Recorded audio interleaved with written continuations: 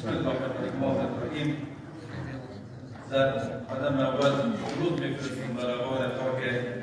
همه شهدای مظلوم افغانستان علی خصوص در یک سال گذشته که به خاطر عزت، آزادی و عدالت جان خویش را فدا کردند، روحشان شاد و یادشان گرامی باد. در عین حال و مردم خودم آفرین باد میگم که در این شرایط سخت با امید با انگیزه هنوز ادامه میدن و امیدوار هستم بار دیگر امن، آزادی و عدالت را همه بچشیم. تشکری میکنم از مرکز مطالعات استراتژیک افغانستان و خاطر تداوم جلسات مهم کنفرانس امنیتی هرات و در این حال لازم است تشکری بکنم از مرکز مطالعات افغانستان و منطقه تاجیکستان به خاطر میزبانیشان و در این حال از دولت و رئیس جمهور تاجیکستان که از این ابتدا با درک درست و شناخت دقیق از اوضاع افغانستان تاکید بر پیدا شدن یک راه حل سیاسی و صلح‌آمیز و به خاطر برقراری صلح و ثبات در افغانستان که زمینه صلح و ثبات را در منطقه فراهم می‌کند تشکری بود. با وجود چالش‌های جدی که افغانستان روبروست، خوشحال هستم که امروز در این دور گفتگوهای امنیتی هرات در شهر زیبای دوشنبه که ارتباط عاطفی و تمدنی را با شهر تاریخی و زیبای ما هرات دارد توسط دانشمندان،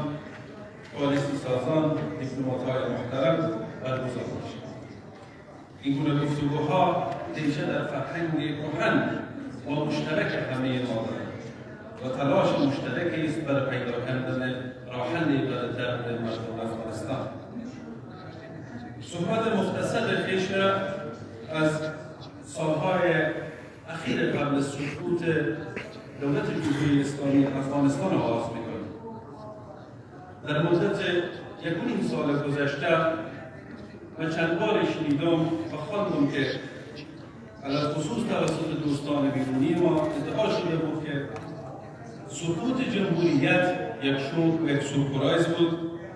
در حالی که شواهد سقوط و بحران سالها قبل از آن به وضوح دیده میشد. در بسا مجالس با هیئت‌های مختلف از منطقه و جهان در ملاقات با شخصیت‌ها و رهبران ملی افغانستان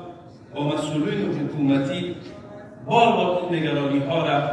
ماه‌ها و سالها قبل از سقوط مطرح کرده بودند. اما متاسفانه تنها ما نه بلکه مجموعه از شخصیت‌های دلسوز افغانستان این نگرانی‌ها را مطرح کرده بودند. اما عدم توجه به این نظرات و این برداشت‌ها و این نگرانی‌ها باعث به وجود آمدن فاجعه 15 اگست شد که باعث از دست رفتن آزادی، عزت، امنیت و سرمایه‌های مادی و معنوی یک ملت و یک مردم و یک کشور شد.